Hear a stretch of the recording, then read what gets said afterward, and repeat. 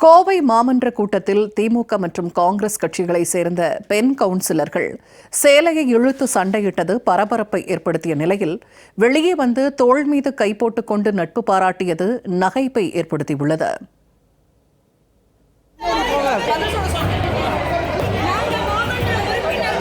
அரசியலில் நிரந்தர எதிரியும் இல்லை, நிரந்தர நண்பனும் இல்லை என்பார்கள். ஆனால் கோயம்புத்தூர் மாமன்ற கூட்டத்தில் நடந்த சம்பவத்தை பார்த்தால் அரசியலில் நிரந்தர சண்டையும் இல்லை, நிரந்தர ஆக்ரோஷமும் இல்லை என்றுதான் சொல்ல தோன்றுகிறது. மாநகராட்சி கூட்டம் என்றாலே காரசாரமான விவாதங்களும் கூச்சல் குழப்பங்களும் சகஜம்தான். ஆனால் கடந்த வெள்ளிக்கிழமை கோவையில் நடந்த மாமன்ற கூட்டம் ஒரு மெகா சீரியல் கிளைமேக்ஸ் ரேஞ்சுக்கு பரபரப்பை கிளப்பியது.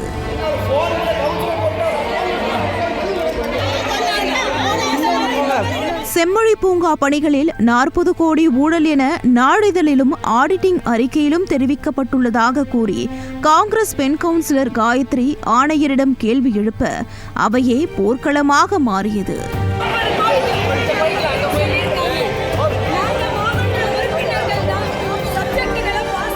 திமுக மற்றும் காங்கிரஸ் பெண் கவுன்சிலர்களுக்கு இடையே ஏற்பட்ட தள்ளுமுள்ளு சேலையை பிடித்து இழுத்தது, கழுத்தை பிடித்து வெளியே தள்ளியது என ஏகப்பட்ட ஆக்ஷன் காட்சிகள் அரங்கேறின.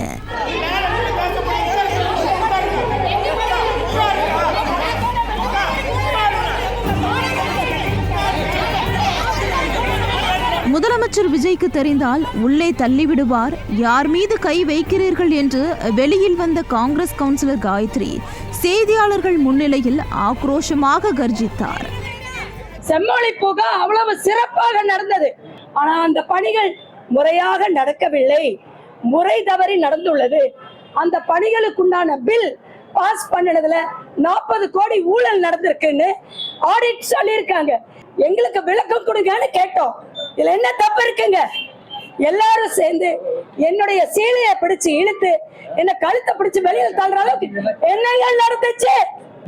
எத்தனை பேர் வந்தாலும் என்கிட்ட மோத முடியாது. ஒத்தைக்கு ஒத்தையா வந்து என்கிட்ட நின்று பாருங்க.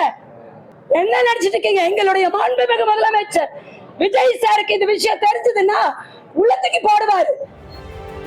ஆனால் திரைப்படம் போல முதல் பாதியில் அனல் பறக்க பேசிய கவுன்சிலர் காயத்ரி மாமன்றத்திற்குள் மல்லு கட்டிய அதே திமுக கவுன்சிலரின் தோள் மீது சாதாரணமாக கை போட்டபடி சிரித்து பேசி நட்பு பாராட்டியபடி நடந்து சென்றதுதான் ஹைலைட்.